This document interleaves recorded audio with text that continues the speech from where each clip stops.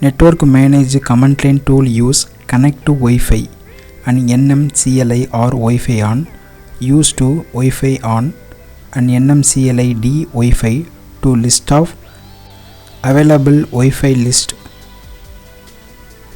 I want connected packet T SSID Wi-Fi network, so I am selected. Then command line nmcli d Wi-Fi connect. I want to select the packet space T, that SSID copy and paste.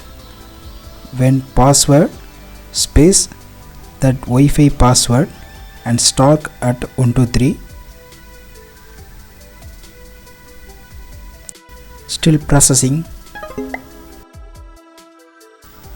Successful connect Wi-Fi and verify the Wi-Fi interface.